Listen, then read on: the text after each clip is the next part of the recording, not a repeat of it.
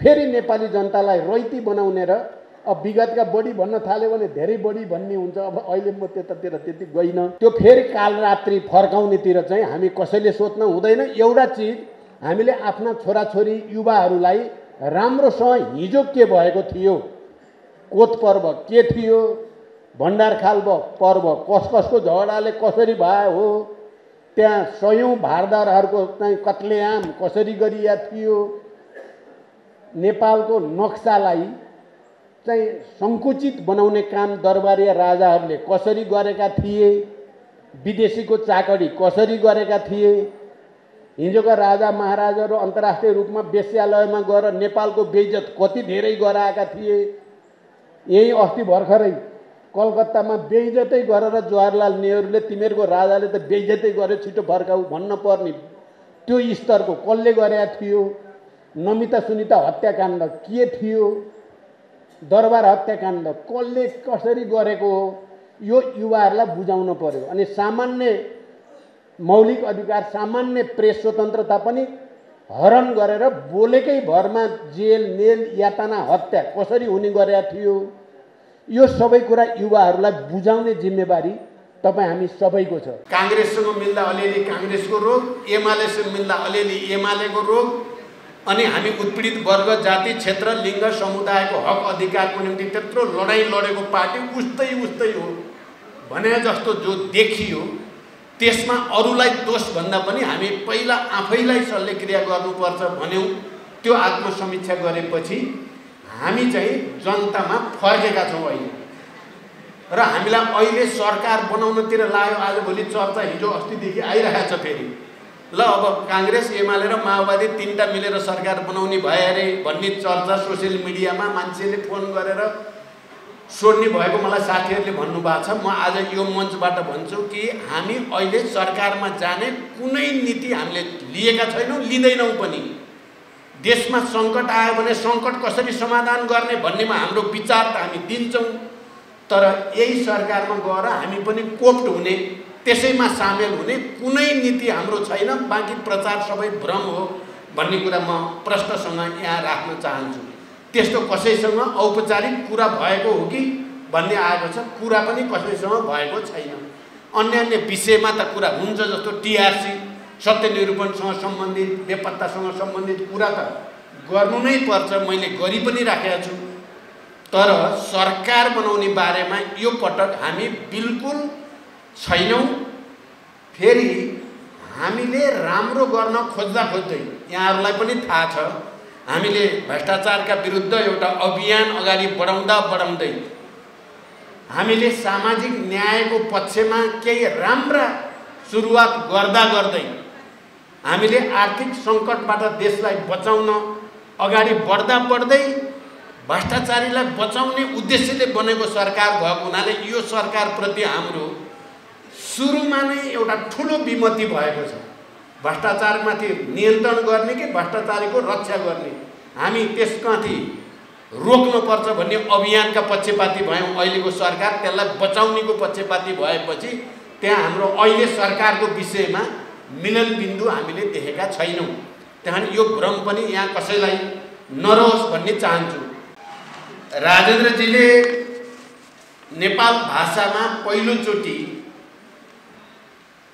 ऐतिहासिक नेपाल मण्डल संवादको सिद्धान्त र नेवा पहिचान नामको पुस्तक तयार पार्नु भएको छ। यो आफैमा एउटा चुनौतीपूर्ण काम पनि हो र एउटा ऐतिहासिक जिम्मेवारीको काम पनि हो। नेपाल मण्डलको ऐतिहासिक सन्दर्भ के थियो, कुन प्रसङ्गमा यो बन्यो र कसरी विकसित हुँदै गयो, संवादको सिद्धान्त भनेको के हो र नेवा पहिचान बारे उहाँले गम्भीर ढङ्गले अध्ययन गरेर मेहनत गरेर यो पुस्तक तयार पार्नु भएको छ। हुन त मैले अलिअलि त नेपाल भाषा बुझ्छु, तर सहजै बुझ्ने स्थिति मेरो बनेन। म पहिले गोर्खामा पढाउँदा 2 वर्ष नेवारकै घरमा बसेको हुनाले करिब चलन चल्तीको भाषा, कामकाजी घरमा गर्ने भाषा त मैले सिकेको थिएँ। पछि ललितपुर कुम्बेश्वरमा 5 वर्ष बस्दा नरबहादुर कर्माचार्यकै साथमा बसेको हुनाले पनि केही प्रगति भएको थियो, तर त्यसपछि त्यो निरन्तरता टुट्यो। त्यसकारण मलाई अलि कठिन हुन्छ। मल्लजीले जसरी भन्नुभयो या यहाँ अरू वक्ताहरूले पनि मलाई बुझ्न सजिलो पार्नको निम्ति उहाँहरूलाई पनि म धन्यवाद भन्न चाहन्छु। त्यसको साथै राजेन्द्रजीले मलाई बुझ्न सजिलो होस् भनेर आफ्नो पुस्तकमा के छ भन्ने कुरा नेपाली भाषामा पनि तयार पार्नु भएको छ। पहिलोमा नेपालका हामी नेवार भन्ने शीर्षक अन्तर्गत कसरी नेवारहरूको ऐतिहासिक विकास क्रम भयो र कसरी नेपाल नाम रह्यो भन्ने बारेमा चर्चा गर्नुभएको छ। प्राचीन नेपाल र नेपाल मण्डलको विकास क्रम कसरी भयो भन्ने कुरा दोस्रो च्याप्टरमा। तेस्रोमा गोर्खा राज्य विस्तार र केन्द्रीकृत शासनको प्रादुर्भाव अनि नेपालमा सङ्घवादी विचारको प्रादुर्भाव कहिले र कसरी भयो भन्ने कुरालाई पनि उहाँले त्यसमा व्यवस्थित रूपले राख्ने कोसिस गर्नुभएको छ। सङ्घवादको सिद्धान्तबारे 5औँमा, समावेशी लोकतन्त्र र निर्वाचन प्रणालीबारे 6औँमा, सङ्घीयताको विश्वमा राज्य र राष्ट्रको बारेमा 7औँमा, सङ्घीयतामा पहिचानको के अर्थ र महत्त्व छ भन्ने बारेमा 8औँमा, नेपालमा सङ्घीय लोकतान्त्रिक गणतन्त्रको स्थापनाको सन्दर्भ 9औँमा, सङ्घीय लोकतान्त्रिक गणतन्त्रको स्थापना पश्चात पहिचान सहितको सङ्घीयताका लागि हाम्रो बाटो भनेर 10औँमा, पहिचान सहितको सङ्घीयतामा नेवा भनेर 11औँमा र 12औँमा, राज्यका अङ्ग र त्यसको पुनर्संरचना र अन्तिम भाग 13मा वित्तीय सङ्घीयताको अलि लामै चर्चा गर्नुभएको छ। उहाँ आफै पनि अर्थशास्त्री भएको नाताले पनि विषयहरूलाई समग्रमा राख्ने कोसिस गर्नुभएको छ। म यो बारेमा धेरै चर्चा गर्नुभन्दा पनि मलाई लाग्छ मल्लके सुन्दरले यो आन्दोलनको एउटा अगुवा पनि हुनुको नाताले, नेवा आन्दोलनको नेपाल भाषाको संस्कृतिको जगेर्नाको निम्ति योगदान गरेको नाताले पनि उहाँले यो पुस्तकलाई अद्योपान्त पढेर उहाँले सठिक ढङ्गले टिप्पणी गरि नै सक्नु भएको छ। र म पहिला त राजेन्द्र श्रेष्ठजीले यो चुनौतीपूर्ण विषयमा हात हालेर आफ्नो एउटा ठुलो जिम्मेवारी पुरा गर्नुभएको छ। उहाँलाई विशेष रूपले धन्यवाद भन्न चाहन्छु। र मैले धन्यवाद भन्नुपर्ने अर्को पनि कारण छ यो पुस्तकमा, किनकि उहाँले लेख्दै जाँदा सङ्घीय लोकतान्त्रिक गणतन्त्र स्थापना कसरी भयो, पहिचान सहितको सङ्घीयताको स्थिति कसरी बन्यो भन्ने कुरामा तात्कालीन नेकपा माओवादी र अहिलेको माओवादी केन्द्रको पनि चर्चा गर्नुभएको छ। र उहाँले आउने दिनमा यसलाई सुदृढ गर्नको लागि के गर्नुपर्छ भन्ने विषयमा जे निष्कर्ष बताउनु भएको छ। हामीले 2072 सालमा संविधान सभाबाट संविधान घोषणा गर्दै गर्दा हामी पुरै त्यो संविधानप्रति सन्तुष्ट थिएनौँ, तर संविधान घोषणा गर्नु देशको लागि अपरिहार्य थियो। त्यसकारण केही विषयमा हामीले अहिलेलाई सहमति सम्झौता गरेर जान्छौँ। भविष्यमा फेरि जनताको आवश्यकता, जनताको आवाज अनुसार त्यसलाई परिमार्जन गर्ने हाम्रो अधिकार हामी कायमै राख्छौँ भनेर नोट अफ डिसेन्ट हामीले आफ्नो भिन्न मत संविधान सभाकै माइनोटमा राखेका छौँ। त्यसमा हामी सङ्घीय लोकतान्त्रिक गणतन्त्र, त्यसभित्र जे जति अधिकारको कुरा महिलाले, दलितले, आदिवासी जनजातिले, मधेसीले, थारूले, मुस्लिमले पाएका छन्, यी पक्कै पनि ऐतिहासिक जनक्रान्तिका उपलब्धिहरू हुन्, जनयुद्ध र जनआन्दोलनका उपलब्धि हुन्। यिनमा हाम्रो सहमति छ र हामी यसलाई समर्थन गर्छौँ। तर सङ्घीय लोकतान्त्रिक गणतन्त्रलाई साँच्चै सफल पार्ने र जनताले अनुभूत गर्ने गरी पहिचान पनि, विकास निर्माण र समृद्धि पनि हासिल गर्ने हो भने शासकीय स्वरूप जे यहाँ प्रस्ताव गरिएको छ त्यो ठिक छैन। यो शासकीय स्वरूपले अस्थिरता मात्रै निम्त्याउँछ, अराजकता मात्रै निम्त्याउँछ र यो शासकीय स्वरूपले भ्रष्टाचारलाई मात्रै जन्म दिन्छ भन्ने सोचका साथ त्यसमा प्रत्यक्ष निर्वाचित कार्यकारी राष्ट्रपतिले मात्रै सङ्घीय लोकतान्त्रिक गणतन्त्रको सिद्धान्तसँग मेल खान्छ भनेर राखेका थियौँ। त्यस्तै जनसङ्ख्याको अनुपातमा पूर्ण समानुपातिक निर्वाचन प्रणाली गरेर मात्रै राष्ट्रिय एकतालाई पनि सुदृढ गर्न सकिन्छ, सुशासन पनि कायम गर्न सकिन्छ भनेर 2072मै हामीले भनेका थियौँ। तर त्यो भनेर संविधान बन्नबाट रोक्दा अहिले प्राप्त भएका अधिकार पनि त्यति बेलै गुम्ने खतरा भएको हुनाले हामीले फेरि केही सहमति केही सम्झौता गरेर भए पनि तत्काल संविधान घोषणा गर्नुपर्ने देशको ऐतिहासिक आवश्यकतालाई महसुस गरेका थियौँ। अहिले राजेन्द्रजीले यो विषयमा बडो प्रष्टसँग मैले त धेरैचोटि व्याख्या गरेको छु।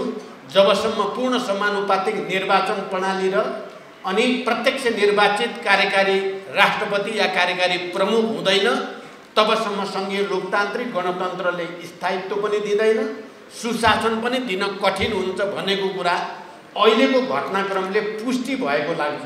अहिले देशमा जस्तो खालको राजनीतिक घटनाक्रम देखा पर्दैछ त्यसले शासकीय स्वरूप र निर्वाचन प्रणालीलाई पनि सङ्घीय लोकतान्त्रिक गणतन्त्र अनुकूल नबनाउँदासम्म यस्ता राजनीतिक समस्याहरू पटक पटक पैदा हुन्छन् भन्ने कुरा देखिएको हुनाले पनि र उहाँले यो पुस्तकमा मैले भनेको छु कि मन्त्रीमण्डल बनाउँदा सांसदहरूबाटै बनाउने प्रणालीले सांसद बन्नको लागि अत्यधिक बढी पैसा खर्च गर्नुपर्ने, सांसद बनिसकेपछि मन्त्री बन्नको लागि सम्पूर्ण चलखेलहरू हुने, त्यहाँ पनि करोडौँको चलखेल हुने, मन्त्री बनिसकेपछि सांसद बन्दा भएको खर्च, मन्त्री बन्दा लगानी गरिएको खर्च उठाउनु पर्ने बाध्यता हुने अनि भ्रष्टाचार संस्थागत हुँदै जाने यो प्रणालीभित्रै रोग छ।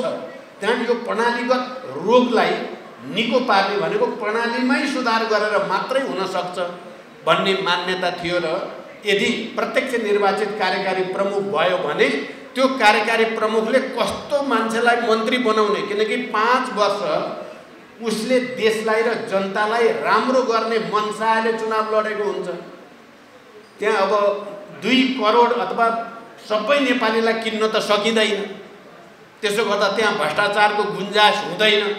उसले निश्चित भिजन, देशलाई म यो दिन्छु भन्ने भिजनसहित चुनाव लडेको हुन्छ र त्यो भिजन अनुसार कार्यान्वयन गर्नको निम्ति उसले विज्ञहरूलाई मन्त्री बनाउनु पर्छ। ऊर्जा मन्त्री बनाउनु पर्यो भने ऊर्जा विज्ञ जसले त्यसको ज्ञान छ त्यो मान्छे खोज्न पर्यो। कृषिमा कृषि विज्ञ खोज्न पर्यो। अर्कोमा अर्को विज्ञ, भौतिक पूर्वाधारमा, अर्थशास्त्रमा इत्यादि अर्थ मन्त्रालयमा त्यसो गर्यो भने मात्रै त्यसले सम्पूर्ण ध्यान चाहिँ जनता र देशको भलाइमा केन्द्रित गर्न सक्छ र क्षमताहरू, देशमा भएका प्रतिभाहरू, चुनाव लडेर जित्ने मात्रै प्रतिभा हुन्छन्, सक्षम हुन्छन्, नेता हुन्छन् भन्ने मान्यता नै गलत छ। चुनाव नलडेर अध्ययन मेहनत गरेर विज्ञता हासिल गर्नेहरू नेताभन्दा धेरै माथि हुन्छन्।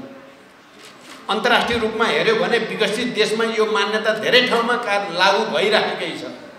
तर हामी कहाँ जसरी पनि चुनाव जित्नुपर्ने, चुनाव जितेपछि जसरी पनि मन्त्री हुने, मन्त्री भएपछि लगानी उठाउनु पर्ने बाध्यताले गर्दा हाम्रो अस्थिरता र कुशासन त्यही भित्र छ भन्ने मान्यता हो र त्यो मान्यतालाई राजेन्द्र श्रेष्ठजीले आफ्नो चाहिँ पुस्तकमा पृष्ठभूमि सहित क्रमशः व्याख्या गर्दै लगेर निष्कर्ष त्यसमा दिनुभएको छ। त्यसको लागि पनि म उहाँलाई धन्यवाद भन्न चाहन्छु। अब मैले अहिले धेरै व्याख्या गर्न समय पनि छैन। मैले त 3-3:30 बजेसम्म सकिएला भनेर अन्त कार्यक्रम राखेको, अहिले अब 4 बज्न लाग्यो। मैले अलिकति कुरा मात्रै मल्लके सुन्दरजीले र अरू साथीहरूले पनि भन्ने गर्नुभएको कुरालाई केही राख्नु पर्ने भयो।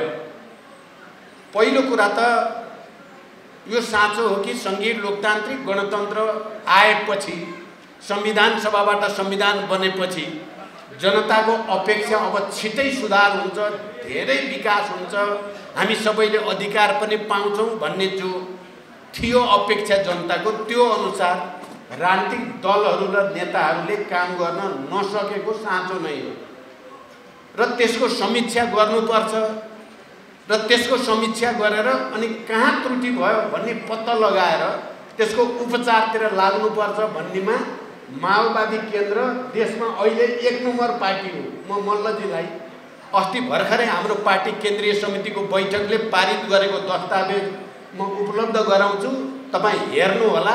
त्यहाँ गम्भीर आत्मसमीक्षा सहित हामीले हाम्रो वर्ग, हाम्रो राजनीतिक एजेन्डा, हाम्रो समुदायसँगको सम्बन्ध कमजोर भयो, त्यसो हुनुमा हाम्रो नै कमी मुख्य पक्ष हो भनेर रियलाइज गरिएको छ।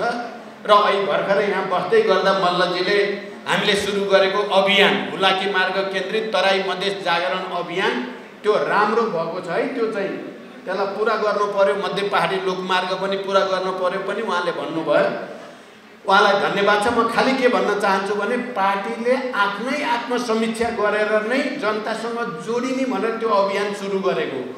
हामी त्यहाँ गएर जनताकै घरमा बसेका छौँ, जनतासँगै खाएका छौँ, जनताका दुःख सुख बिहान बेलुका दिनभरि उनीहरूकै कुरा सुनेका छौँ, हेरेका छौँ।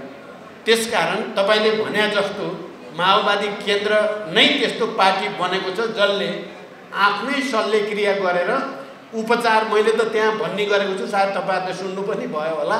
अलिअलि रोग लाग्यो हामीलाई, काङ्ग्रेससँग मिल्दा अलिअलि काङ्ग्रेसको रोग, एमालेसँग मिल्दा अलिअलि एमालेको रोग, अनि हामी उत्पीडित वर्ग, जाति, क्षेत्र, लिङ्ग, समुदायको हक अधिकारको निम्ति त्यत्रो लडाइँ लडेको पार्टी उस्तै हो भने जस्तो जो देखियो, त्यसमा अरूलाई दोष भन्दा पनि हामी पहिला आफैलाई शल्यक्रिया गर्नुपर्छ भन्यौँ। त्यो आत्मसमीक्षा गरेपछि हामी चाहिँ जनतामा फर्केका छौँ अहिले, र हामीलाई अहिले सरकार बनाउनतिर लाग्यो। आजभोलि चर्चा हिजो अस्तिदेखि आइरहेको छ फेरि, ल अब काङ्ग्रेस, एमाले र माओवादी तीनटा मिलेर सरकार बनाउने भयो अरे भन्ने चर्चा सोसियल मिडियामा मान्छेले फोन गरेर सोध्ने भएको मलाई साथीहरूले भन्नुभएको छ। म आज यो मञ्चबाट भन्छु कि हामी अहिले सरकारमा जाने कुनै नीति हामीले लिएका छैनौँ, लिँदैनौँ पनि। देशमा सङ्कट आयो भने सङ्कट कसरी समाधान गर्ने भन्नेमा हाम्रो विचार त हामी दिन्छौँ, तर यही सरकारमा गएर हामी पनि कोप्ट हुने, त्यसैमा सामेल हुने कुनै नीति हाम्रो छैन। बाँकी प्रचार सबै भ्रम हो भन्ने कुरा म प्रश्नसँग यहाँ राख्न चाहन्छु। त्यस्तो कसैसँग औपचारिक कुरा भएको हो कि भन्ने आएको छ, कुरा पनि कसैसँग भएको छैन। अन्य विषयमा त कुरा हुन्छ, जस्तो टिआरसी, सत्यनिरूपणसँग सम्बन्धित, बेपत्तासँग सम्बन्धित कुरा त गर्नु नै पर्छ, मैले गरि पनि राखेको छु। तर सरकार बनाउने बारेमा यो पटक हामी बिल्कुल छैनौँ। फेरि हामीले राम्रो गर्न खोज्दै यहाँहरूलाई पनि थाहा छ, हामीले भ्रष्टाचारका विरुद्ध एउटा अभियान अगाडि बढाउँदै हामीले सामाजिक न्यायको पक्षमा केही राम्रा सुरुवात गर्दै हामीले आर्थिक सङ्कटबाट देशलाई बचाउन अगाडि बढ्दै भ्रष्टाचारीलाई बचाउने उद्देश्यले बनेको सरकार भएको हुनाले यो सरकारप्रति हाम्रो सुरुमा नै एउटा ठुलो विमति भएको छ। भ्रष्टाचारमाथि नियन्त्रण गर्ने कि भ्रष्टाचारीको रक्षा गर्ने, हामी त्यसमाथि रोक्नुपर्छ भन्ने अभियानका पक्षपाती भयौँ। अहिलेको सरकार त्यसलाई बचाउनेको पक्षपाती भएपछि त्यहाँ हाम्रो अहिले सरकारको विषयमा मिलनबिन्दु हामीले देखेका छैनौँ। त्यहाँ यो भ्रम पनि यहाँ कसैलाई नरहोस् भन्ने चाहन्छु। यति भनिसकेपछि मैले आज तपाईँहरू यहाँ धेरै जसो नेवार कम्युनिटीका बुद्धिजीवी हुनुहुन्छ, नेता हुनुहुन्छ, कवि, कलाकार, पत्रकार हुनुहुन्छ, सबै तपाईँहरूसँग मैले के चाहिँ कुरा भन्नुपर्छ भन्ने लागेको छ भने, म पहिलोचोटि प्रधानमन्त्री हुँदा शङ्खधर साख्वालाई सम्मान गर्दै गरिब किसानको ऋण मोचन गरिएको छ। 30,000सम्म ऋण लिएका किसानहरूको ऋण मुक्त गर्ने घोषणा गरिएको छ। पहिलोचोटि प्रधानमन्त्री हुँदा मध्य पहाडी लोकमार्ग र उत्तर दक्षिण कोरिडोर बनाएर नेपाललाई आर्थिक रूपले पनि भौगोलिक रूपले पनि एकदम केन्द्रित गर्न जरुरी छ, एकताबद्ध गर्न जरुरी छ भनेर त्यति बेलै प्रस्ताव राखिएको र अहिले त्यो पूर्ण हुँदैछ। दोस्रो पटक यहाँहरूलाई थाहा छ प्रधानमन्त्रीको नेतृत्व गर्दै गर्दा लोड सेडिङ अन्तको निम्ति जसरी हामीले नीतिगत निर्णय र कर्मचारीको सेटिङ गरियो त्यसले देशलाई कहाँ पुर्यायो भन्ने पनि थाहा छँदैछ। र म तपाईहरुलाई विशेष रूपले के भन्न चाहन्छु भने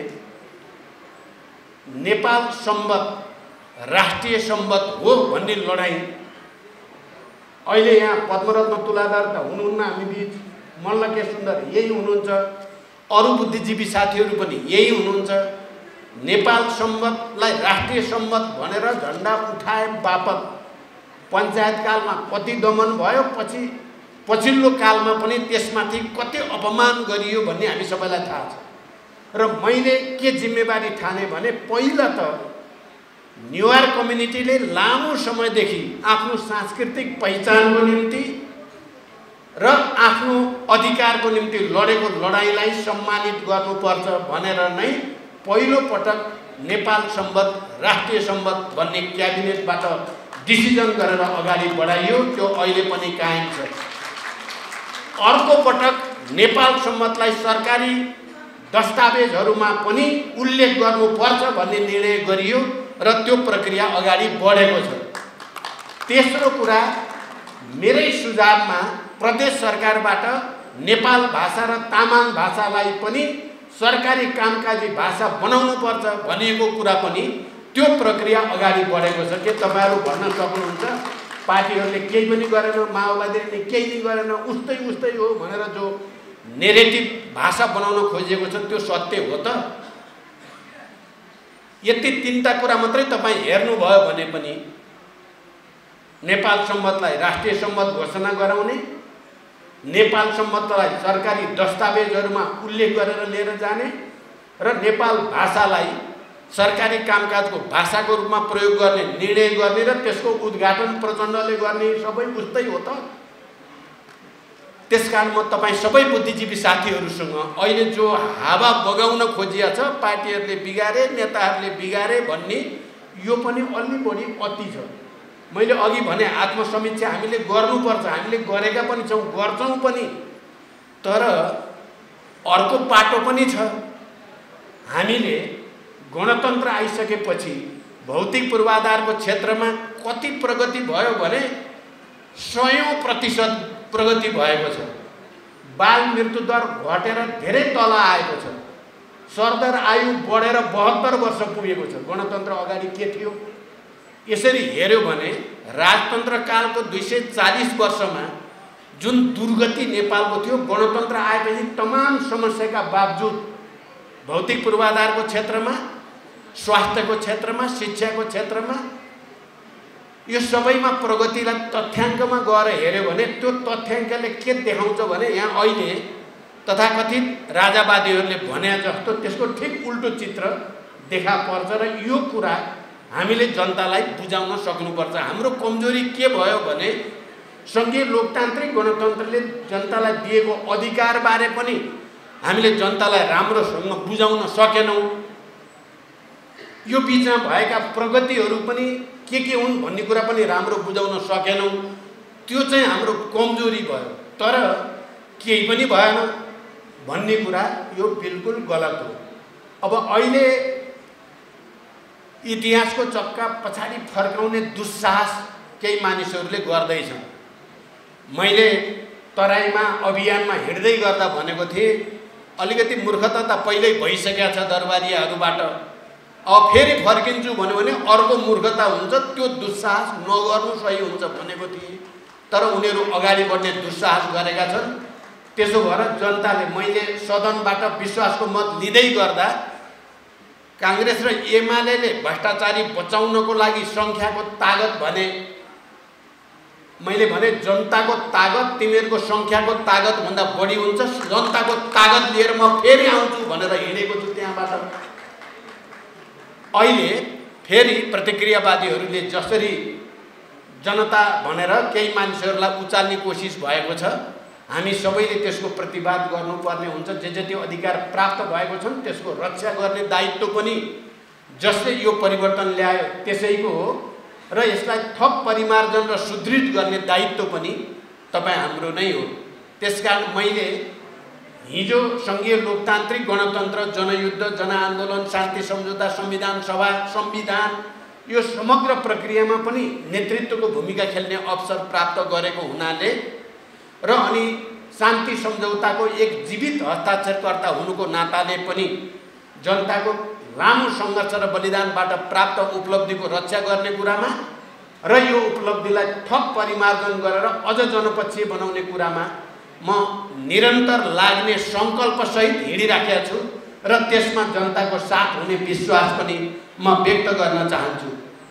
मैले अहिले एउटा अर्को कुरा के भन्न खोजिराखेको छु भने संविधान संशोधनको कुरा काङ्ग्रेस एमाले उठाउनु भयो अस्ति सरकार बनाउने बेलामा, तर केमा कति कसरी भन्ने कुरा बडो अमूर्त राखिएको छ।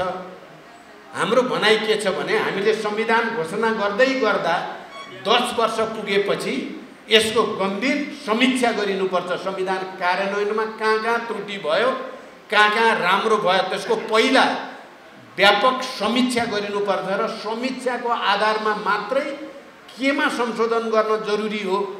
किनभने संशोधन गर्ने जनताको अधिकारलाई सङ्कुचित गर्ने अझ खोज्न होइन, जनताको अधिकार बढाउन मात्रै संशोधन हुन सक्छ। समीक्षाको उद्देश्य पनि जनतालाई अझ अधिकार सम्पन्न बनाउनको लागि मात्रै हुन सक्छ। पहिचान र अधिकारको कुरालाई अझ सुदृढ गर्नको लागि मात्रै हुन सक्छ, पछाडि फर्कनको लागि हुनै सक्दैन। त्यसकारण मैले सबैसँग, बुद्धिजीवीहरूसँग अपिल गर्न चाहन्छु, संविधान कार्यान्वयनको गम्भीर समीक्षा गरौँ। त्यो समीक्षाबाट जहाँ जहाँ त्रुटि भयो भन्ने निष्कर्ष निक्लिन्छ, त्यही अनुसार मात्रै संविधान संशोधनको प्रक्रिया अगाडि बढाउनु वैज्ञानिक हुन सक्छ। होइन आफ्नो स्वार्थ या गुट स्वार्थ या व्यक्तिगत स्वार्थको निम्ति संविधान संशोधन भनियो भने त्यो पाण्डाराको बक्स खोल्या जस्तो हुन सक्छ, त्यो भयानक हुन पनि सक्छ। त्यसकारण अहिलेलाई समीक्षा मुख्य कुरा हो। प्रतिगमनको कोसिस गर्नेले त गर्न सक्छन्, भन्न त सक्छन्, लोकतन्त्रमा विरोधको अधिकार सबैलाई हुन्छ। तर संविधानले, अहिलेको संविधानले एउटा कुरा चाहिँ अपरिवर्तनीय भनेको छ। राजनीतिक सिस्टम या राजनीतिक मान्यता परिवर्तन गर्न सकिन्छ परिस्थिति अनुसार, जनताको चाहना अनुसार, तर एउटा चिज चाहिँ परिवर्तन गर्न सकिँदैन भनेको छ, त्यो हो राष्ट्रको राष्ट्रिय स्वाधीनता र भौगोलिक अखण्डता र जनतामा गएको सार्वभौम सत्ता। किनकि अहिलेको संविधानको एउटा फन्डामेन्टल विशेषता भनेकै सार्वभौम सत्ता। योभन्दा अगाडि जहिले पनि राजामा, व्यक्तिमा केन्द्रित गरिन्थ्यो, वंशवादको सिद्धान्तमा आधारित भएर। नयाँ संविधानले भनेको कुरा के हो भने अब हामी सार्वभौम नेपाली जनता भनेर, नेपाली जनतामा गएको सार्वभौम सत्ता परिवर्तन हुन सक्दैन संविधान त, र देशको राष्ट्रिय स्वाधीनता र भौगोलिक अखण्डता परिवर्तन हुन सक्दैन, बाँकी सबै परिवर्तन हुन सक्छ भनेर भनिएको छ। अहिले तथाकथित राजावादीहरूले जे गरेका छन् त्यो संविधान विपरीत काम हो। जनताको सार्वभौम सत्ता खोज्नेतिर त्यो परिलक्षित छ। त्यहाँदेखि जनतालाई फेरि एकचोटि रैती बनाउने उद्देश्यद्वारा त्यो प्रेरित छ। त्यसलाई कुनै हालतमा सफल हुन दिइने पनि छैन। मलाई लाग्छ नेपाली जनता त्यसमा पनि सङ्घीयता र पहिचानका पक्षधर उत्पीडित सबै वर्ग समुदाय जसले यो संविधानको निम्ति सबभन्दा धेरै कुर्बानी गर्यो, बलिदान गर्यो, त्यो वर्ग र समुदायको बढी जिम्मेवारी छ यसको रक्षा गर्ने। फेरि नेपाली जनतालाई रैती बनाउने र अब विगतका बढी भन्न थाल्यो भने धेरै बढी भन्ने हुन्छ। अब अहिले म त्यतातिर त्यति गइनँ। त्यो फेरि कालरात्रि फर्काउनेतिर चाहिँ हामी कसैले सोध्न हुँदैन। एउटा चिज हामीले आफ्ना छोराछोरी युवाहरूलाई राम्रोसँग हिजो के भएको थियो, कोत पर्व के थियो, भण्डारखाल पर्व कस कसको झगडाले कसरी भयो हो, त्यहाँ सयौँ भारदारहरूको कत्लेआम कसरी गरिया थियो, नेपालको नक्सालाई चाहिँ सङ्कुचित बनाउने काम दरबारिया राजाहरूले कसरी गरेका थिए, विदेशीको चाकडी कसरी गरेका थिए, हिजोका राजा महाराजाहरू अन्तर्राष्ट्रिय रूपमा वेश्यालयमा गएर नेपालको बेइज्जत कति धेरै गराएका थिए। यही अस्ति भर्खरै कलकत्तामा बेइज्जतै गरेर जवाहरलाल नेहरूले तिमीहरूको राजाले त बेइज्जतै गर्यो छिटो फर्काऊ भन्न पर्ने त्यो स्तरको कसले गरेका थियो। नमिता सुनिता हत्याकाण्ड के थियो, दरबार हत्याकाण्ड कसले कसरी गरेको हो, यो युवाहरूलाई बुझाउन पर्यो। अनि सामान्य मौलिक अधिकार, सामान्य प्रेस स्वतन्त्रता पनि हरण गरेर बोलेकै भरमा जेल नेल यातना हत्या कसरी हुने गरेका थियो, यो सबै कुरा युवाहरूलाई बुझाउने जिम्मेवारी तपाईँ हामी सबैको छ। नत्र युवाहरूलाई थाहा छैन, किन 62-63 पछि जन्मेका युवालाई त जनयुद्धमा के भएको थियो, राजाले के गरेका थियो, अर्कोले के गरेका थियो भन्ने थाहा छैन। उनीहरूलाई बुझाउने जिम्मेवारी हाम्रो छ। मलाई लाग्छ राजेन्द्र श्रेष्ठजीले लेखेको यो किताबले धेरै हदसम्म नेवार समुदायको ऐतिहासिक पृष्ठभूमिदेखि सङ्घीय लोकतान्त्रिक गणतन्त्रबारे बुझ्न, पहिचानको बारेमा बुझ्न र हाम्रो आन्दोलनको औचित्यलाई बुझ्न धेरै मद्दत गर्छ। युवाहरूलाई पनि, सबैलाई पनि म सबैलाई यो किताब अध्ययन गर्न, त्यसबारे डिबेट गर्न अपिल गर्न चाहन्छु। र मैले त राजेन्द्रजीलाई भनेको छु, यो नेपाल भाषामा भयो, नेपाली भाषामा पनि अनुवाद गरेर छाप्न पर्यो। फेरि सबैलाई रुचि हुन्छ, त्यसकारण मैले उहाँलाई सुझाव दिइसकेको छु, नेपाली भाषामा पनि यो अनुवाद होस्, छापियोस्, त्यसपछि देशभरि पनि जान्छ। यो नेवारहरूको लागि मात्रै होइन, उत्पीडित जाति समुदाय सबैको निम्ति यो लाभदायी पुस्तक छ भन्ने मेरो विश्वास छ। फेरि एकचोटि उहाँलाई धन्यवाद दिँदै मेरो भनाइ टुङ्ग्याउँछु। धन्यवाद।